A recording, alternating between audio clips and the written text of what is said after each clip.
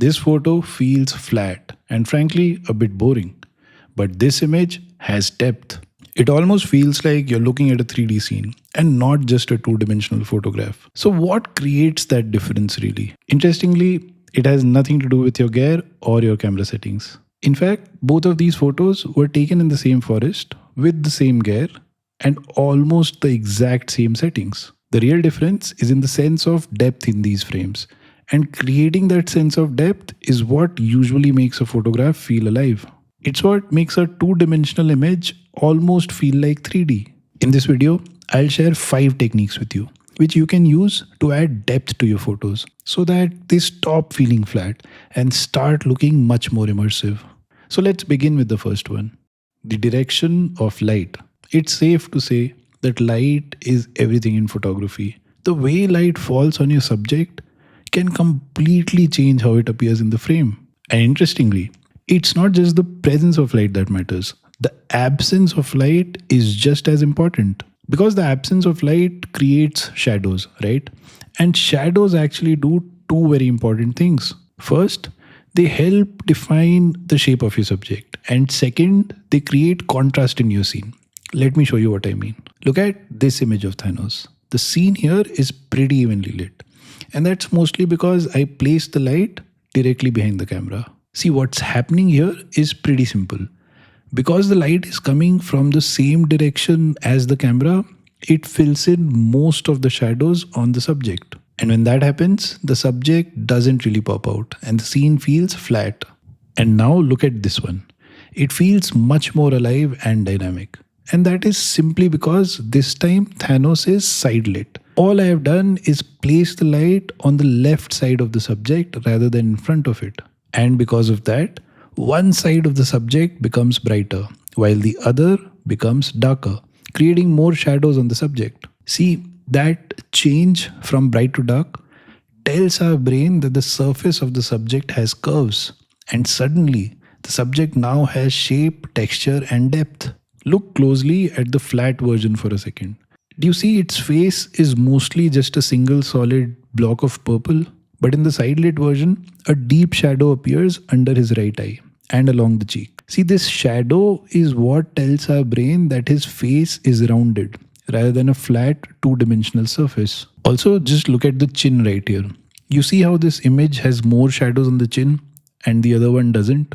The presence of these shadows is actually what reveals the curves in these grooves, giving you an illusion of depth. Also notice how the left side of his head now sharply contrasts with the dark background. See, in the flat version, the lighting on the subject and the background is way too similar, which essentially makes him blend in with the background. And that makes the photo feel flat. With side lighting though, you create sort of a glow or a highlight edge that in a way pushes the subject forward, away from the wall behind him. And that increases the depth of your photo, simply because your subject pops out more. So in this case, just by using light in a better way, we have literally transformed how a frame can feel. And that's what you need to do when you're out there in the wild. See, the key idea here is to look for opportunities in the field where you can use directional light to almost sculpt your subject. And this usually happens when the sun is either coming from the side of the subject or sometimes even from behind it. Now, of course, in wildlife photography, you can't move the sun, but you can move yourself. So to put this in effect, you actually need to take care of 2 things. First, you need to ensure that you shoot at a time when sun's rays are more horizontal than they are vertical. And this will usually only happen when the sun is low on the horizon. See, that's when light travels sort of horizontally rather than vertically. So morning, roughly from sunrise until the sun clears the tree line, for example, is a good time to create side lit scenes. In evening, I think 60 to 90 minutes before sunset is when this can happen. And the second thing you need to take care of is how you position yourself. You need to ensure that the sun is not directly in front of the subject. So be conscious about that. Positioning matters a lot. So just get these 2 things right. And trust me, side lit scenes can make your photos look much more dimensional and dynamic. Okay, so now that you know what to do with light, the next thing you need to think about is how do you frame your subject. Because even with great light, the way you structure your frame can have a huge impact on the depth in your image. And a very simple way to add depth to your photos is what I like to call the three plane rule. The idea is very straightforward. Think of your photo as having three layers or three planes: a foreground, a midground, and a background. The foreground is whatever lies in front of your subject. The midground is where your subject usually sits. And the background is whatever is behind your subject. Now, when these three planes are present in your frame, your brain automatically starts sensing the distance between them, and that creates an illusion of depth. So let's talk about the foreground first. See, I think the foreground is the most underrated element in photos. Most of the time, we spend our energy in either managing the subject or managing the background. Unfortunately, the foreground often gets ignored. But when you do include something in the foreground, even if it's blurred, you immediately introduce another layer into the frame. Back to Thanos for a moment. This is how we left it. And this is how it looks when I simply add an out of focus plant in the foreground. Now, you can see something in front of the subject itself, and the background behind it. And that layering adds a strong sense of depth to the image. Now, in the wild, adding foreground elements in your photos is quite easy. You simply need to look for opportunities to shoot through something. Maybe some grass, a few leaves, or a branch sitting in front of your subject. That does the job. Even a small foreground element can make your photo feel much more immersive. Look at this photo, for example. Had this foliage not been there in the frame, the photo would have looked quite dull. The foliage actually makes you feel as if you're looking through it and discovering the animal. So if you were to take my advice, don't be afraid of a messy foreground. Use those distractions creatively. A perfectly clean shot is often a flat shot. It's actually the layers that make it feel much more alive. Now let's talk about the background. Most photographers do think about the background, but usually only in one way. The goal is often to blur the background as much as possible so that the subject stands out. And while background blur definitely helps in isolating your subject, depth doesn't only come from blur. It also comes from what the background actually contains. Back to Thanos for a bit. See, the background here is already quite blurred, but it's also quite dull. If I simply add an element to the background, some light for example, it changes the scene completely. The light further enhances the depth in the scene. So this is where you can actually get very creative and look for opportunities that can make your backgrounds interesting. If the background has some structure, maybe distant trees, patches of light, or even layers of foliage, it helps the viewer understand that the subject is actually sitting in front of something and not just floating in a smooth wash of blur. For example, look at this image of a lion that I took some time back. The bokeh is what makes this frame special. Had this just been a pure blurred background, it wouldn't have really stood out. So don't just blur your background. Rather, construct it in a way that it adds depth to your scene. So the next time you frame a wildlife photo, try to think in terms of the three planes. Something in front of your subject in the middle, and something behind the subject. When those three layers work together, the image immediately feels much more immersive and dimensional.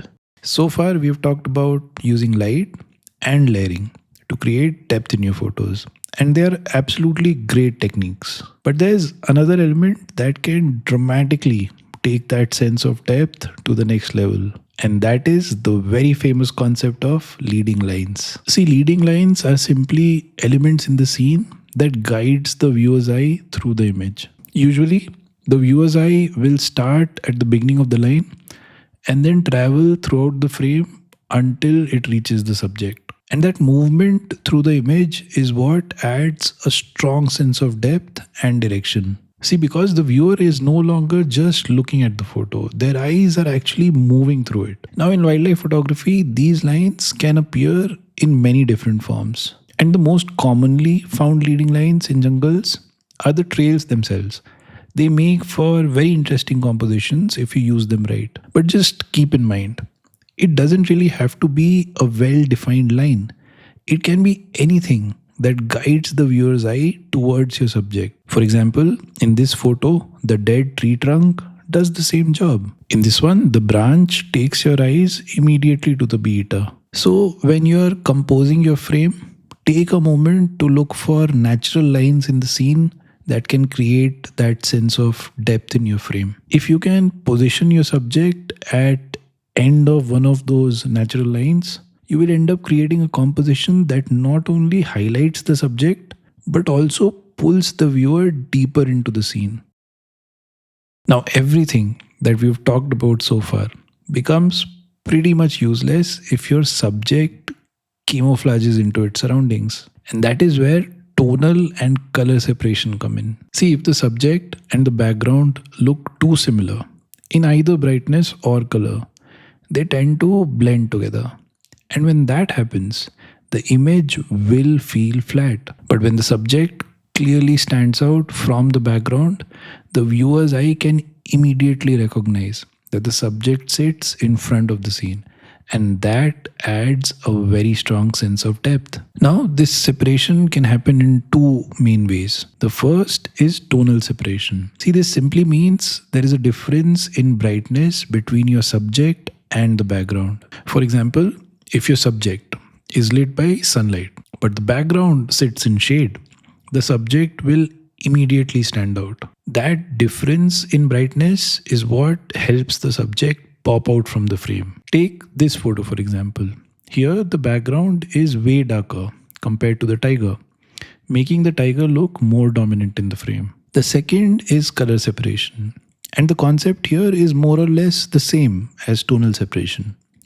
Here you just have to ensure that your background has contrasting colors when compared to your subject. A good example again is something like a tiger standing against a green forest. See, because the colors are different, the subject becomes much easier for the eye to identify, and that makes it pop out of the frame. So when you're out there shooting, it's worth paying attention not just to the animal but also to the brightness and the color of the background. If you can position yourself so that the subject contrasts with the background in either tone or color, the subject will naturally stand out and the image will feel much more dimensional. Now, the last trick is probably the most important one: the angle at which you shoot. See, one of the most common reasons why photos look flat is because we shoot from our own standing height. When you stand up and look down at an animal, you're essentially pinning it against the ground. You lose all the scale and the distance between your subject and the horizon. The ground becomes your background. You're essentially leaving zero room for the background to drop away. And because the subject and the ground are physically touching, you lose that critical separation that creates that 3D feel. To create that 3D feel, you have to get down, either on the subject's eye level or I would dare say even lower. See, when you get low, two things happen that instantly create depth. The ground immediately in front of your lens blurs out into a smooth, soft layer. And this acts as a base that leads the viewer eye toward the animal. Also, the background drops too. Instead of seeing just the ground behind the animal, you start to see distant trees or the sky. This stretches the distance in the frame, making the world feel much larger. And again, that creates an illusion of depth. Now, I know cramped safari vehicles aren't exactly designed for ergonomics, but as a friend of mine likes to say, this is where you have to break out the safari yoga to find that right angle. One thing that actually works for me is just holding my lens by the collar and dropping it outside the vehicle as low as I can. See, it will feel challenging at first, but trust me, if you do it enough, you will get comfortable and then it'll just be sort of muscle memory for you. So the next time you're out there, experiment with your perspective and try getting lower to the ground. Alright, that's pretty much about it. See, remember that creating depth is about more than just getting your camera settings right. It's more about how you manage the space around your subject. When you start thinking about light as a way to shape your subject and use layers and perspective to build a world around it, Your photos stop being flat records of a moment and start becoming immersive stories. Also, I hope you noticed, none of these techniques require the most expensive gear. They just require you to be attentive to what's happening around your subject. I sincerely hope these techniques help you take your wildlife photography to the next level and give your images that cinematic 3D feel we all look for. If this video helped you, consider subscribing to the channel. Thanks for watching. I am Shantanu and I'll see you in the next one.